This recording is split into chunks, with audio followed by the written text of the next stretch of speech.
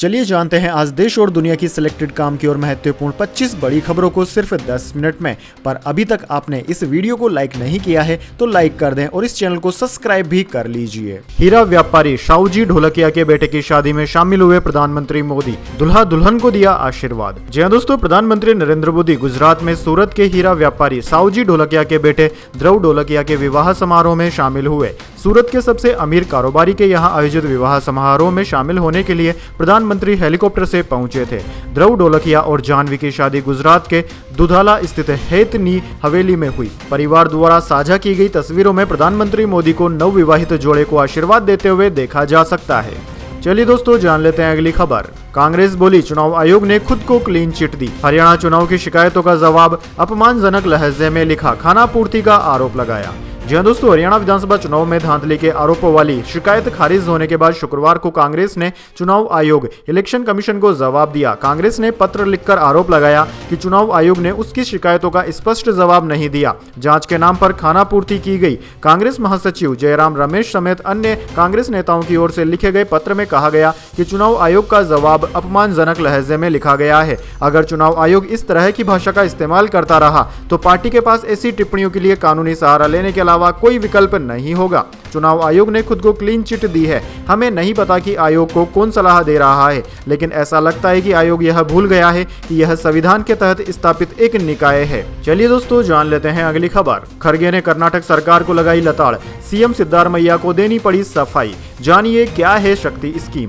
जी हां दोस्तों, कर्नाटक सरकार की शक्ति स्कीम को लेकर देश में राजनीति गर्म है। राज्य के उप मुख्यमंत्री डीके शिवकुमार ने पिछले दिनों कहा था कि सरकार शक्ति योजना पर फिर से विचार करेगी, क्योंकि कुछ महिलाओं ने सरकारी बसों में यात्रा के लिए भुगतान करने की इच्छा व्यक्त की है। इस पर कांग्रेस के राष्ट्रीय अध्यक्ष मल्लिकार्जुन खड़गे ने डीके शिवकुमार की ही क्लास लगा दी। दरअसल दोस्तों, कर्नाटक के डिप्टी सीएम ने कहा था कि लगभग 5 से 10% महिलाएं कह रही है कि जब वो स्वेच्छा से किराया देना चाहती हैं तब भी कंडक्टर पैसे नहीं लेते हैं। चलिए दोस्तों, जान लेते हैं अगली खबर। भारत चीन बॉर्डर पर सेना ने पेट्रोलिंग शुरू की। कल दिवाली पर मिठाई बांटी थी। केंद्रीय मंत्री किरण रिजिजू चीनी सैनिकों से भी मिले। जी हां दोस्तों, पूर्वी लद्दाख में भारत चीन बॉर्डर पर भारतीय सेना ने 1 नवंबर से पेट्रोलिंग शुरू कर दी है।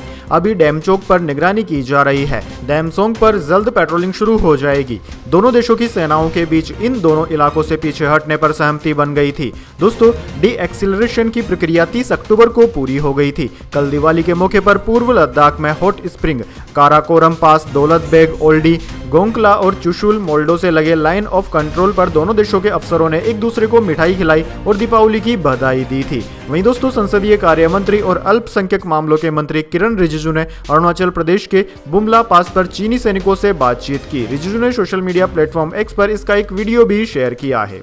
चलिए दोस्तों, जान लेते हैं अगली खबर। नवंबर में 13 दिन बंद रहेंगे बैंक। 4 रविवार और 2 शनिवार के अलावा अलग अलग जगहों पर 7 दिन कामकाज नहीं होगा। जी हां दोस्तों, नवंबर 2024 महीने में बैंकों में कुल मिलाकर 13 दिन कामकाज नहीं होगा। Reserve bank of India RBI की ऑफिशियल वेबसाइट पर दी गई जानकारी के अनुसार देश के अलग अलग राज्यों में त्योहारों की वजह से 7 दिन बैंकों में कामकाज नहीं होगा। इनमें लक्ष्मी पूजन, कूट महोत्सव, कन्नड़ राज्योत्सव, बलिपधामी, विक्रम संवत नववर्ष, छठ पूजा और वंगाला फेस्टिवल जैसे प्रमुख त्योहार शामिल हैं। इसके अलावा 4 रविवार और 2 शनिवार को भी बैंक बंद रहेंगे। चलिए दोस्तों, जान लेते हैं अगली खबर। महिला हूं, माल नहीं हूं, अरविंद सावंत के खिलाफ शाइना एनसी ने दर्ज कराई एफआईआर। जी हां दोस्तों, मुंबई की मुंबा देवी सीट से शिवसेना की उम्मीदवार शाइना एनसी ने शिवसेना यूबीटी सांसद अरविंद सावंत के खिलाफ एफआईआर दर्ज कराई है। सावंत ने शिवसेना उम्मीदवार के लिए इंपोर्टेंट माल शब्द का इस्तेमाल किया, जिससे भारी विवाद खड़ा हो गया। उन्होंने कहा कि मैं माल नहीं हूं, मैं महिला हूं। उद्धव ठाकरे चुप है, नाना पटोले चुप है, लेकिन मुंबई की महिलाएं चुप नहीं रहेंगी। चलिए दोस्तों, जान लेते हैं अगली खबर। कनाडा भारत विवाद से इमिग्रेशन बिजनेस में 70% गिरावट। एक्सपर्ट बोले वीजा में कमी नहीं, आवेदक कम। आईलेट परीक्षा देने वाले छात्र 50% घटे। जी हां दोस्तों, भारत और कनाडा के रिश्तों में आई खटास के कारण कई भारतीय इस बात को लेकर असमंजस्य में है कि कूटनीतिक विवाद का इमिग्रेशन, वर्क और स्टूडेंट वीजा पर क्या असर होगा। क्या भविष्य में कनाडा के भारत से रिश्ते सुधरेंगे? क्या कनाडा फिर से उसी शिद्दत से वीजा देगा जिसे पहले देता था, या फिर कनाडा जाकर पढ़ाई करना भारतीय बच्चों के लिए सपना ही बना रहेगा? रहेगा? इन सभी सवालों के जवाब अभी भी बाकी है। दरअसल दोस्तों, विशेषज्ञों का मानना है कि मौजूदा कूटनीतिक विवाद का सीधा असर वीजा नीतियों पर पड़ने की संभावना थी, लेकिन ऐसा नहीं है। कनाडा वीजा नहीं दे रहा है, कनाडा वीजा दे रहा है, लेकिन कनाडा जाने वाले बच्चे और उनके अभिभावक इस समय अपने बच्चों को कनाडा नहीं भेज रहे हैं। इसका बड़ा कारण इस समय कनाडा और भारत के बीच चल रहा विवाद है। चलिए दोस्तों, जान लेते हैं अगली खबर। पप्पू यादव बोले, लॉरेंस को जिसे मारना है मारे, फिर चाहे सलमान हो या कोई और, कई परिस्थितियां देखी, हिफाजत की चिंता छोड़ दीजिए। जी हां दोस्तों, एक्टर सलमान खान पर जब से काला हिरण मारने का आरोप लगाए तब से लॉरेंस बिश्नोई गैंग के वह निशाने पर है।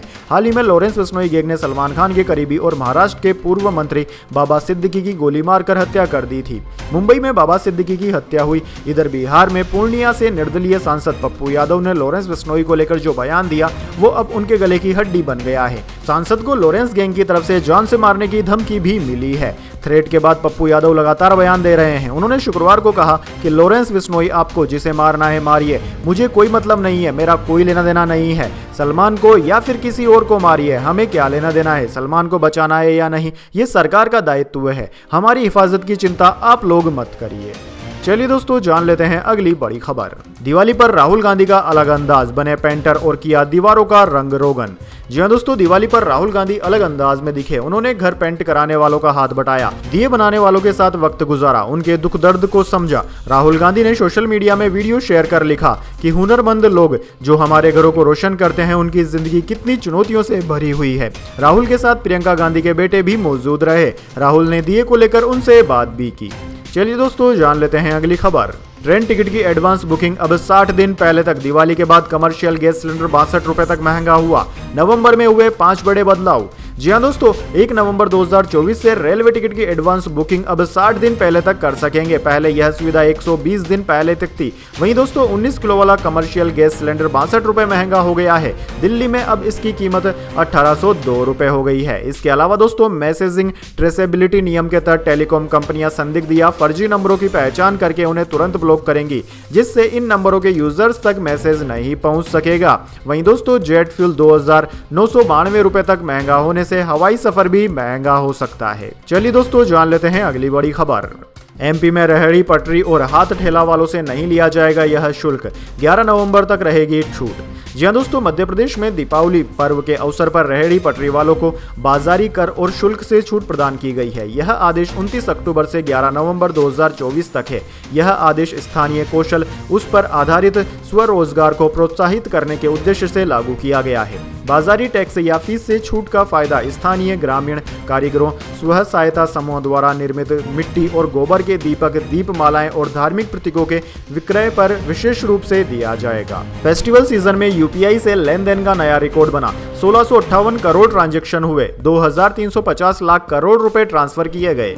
जी हां दोस्तों, अक्टूबर में यूपीआई के जरिए 1658 करोड़ ट्रांजैक्शन हुए। इस दौरान 2350 लाख करोड़ रुपए की राशि ट्रांसफर की गई। पिछले साल अक्टूबर के मुकाबले ट्रांजैक्शन की संख्या में 45% की बढ़ोतरी हुई है। वहीं दोस्तों, आपको बता दें, अप्रैल 2016 में यूपीआई की शुरुआत हुई थी। तब से लेकर अब तक किसी एक महीने में किया गया सबसे ज्यादा और सबसे बड़ा ट्रांजैक्शन यही है। चलिए दोस्तों, जान लेते हैं अगली खबर। लॉरेंस बिश्नोई को स्टूडियो जैसी सुविधा दी, गैंगस्टर को इंटरव्यू पर हाईकोर्ट की कड़ी फटकार। जी हां दोस्तों, गैंगस्टर लॉरेंस बिश्नोई के जेल से दिए गए इंटरव्यू के मामले में पंजाब एंड हरियाणा हाईकोर्ट ने पंजाब पुलिस को कड़ी फटकार लगाई। हाईकोर्ट ने कहा है कि एसआईटी ने जो कैंसिलेशन रिपोर्ट दायर की है वह पुलिस और गैंगस्टर के बीच सांठगांठ को लेकर संदेह पैदा करती है। अदालत ने लॉरेंस के 2023 में भटिंडा जेल में रहने के दौरान निजी चैनल को दिए इंटरव्यू की नए सिरे से जांच करने का आदेश भी दिया है। सुनवाई के दौरान अदालत ने कहा कि पुलिस ने अपराधी को इलेक्ट्रॉनिक उपकरण के इस्तेमाल की अनुमति दी और इंटरव्यू के लिए स्टूडियो जैसी सुविधा भी दी, जो अपराध को महिमा मंडित करता है। इससे अपराधी तथा उसके सहयोगियों की जबरन वसूली सहित दूसरे अपराधों को बढ़ावा मिलने की संभावना है। चलिए दोस्तों, जान लेते हैं अगली खबर। दिवाली की रात दिल्ली का AQI 400 के पार, बैन के बावजूद चले फटाके। देश के सबसे प्रदूषित 10 शहरों में 9 यूपी के।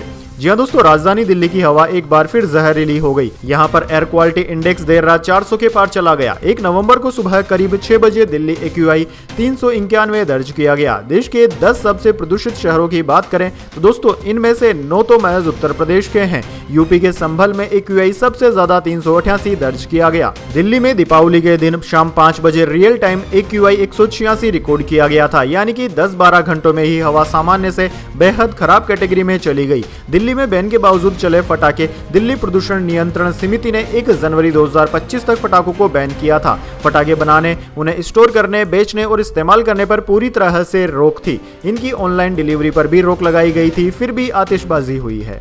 चलिए दोस्तों, जान लेते हैं अगली बड़ी खबर। दिल्ली में छठ पूजा पर 7 नवंबर को छुट्टी का ऐलान। क्रेडिट लेने के लिए भिड़े LG और आम आदमी पार्टी सरकार।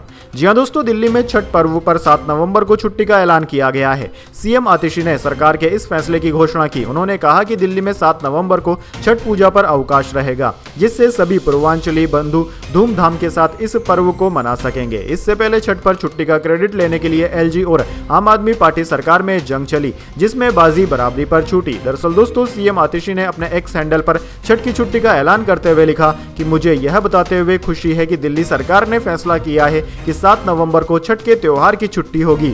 सभी पूर्वांचली भाई बहन धूमधाम के साथ इस त्योहार को अब मना सकेंगे।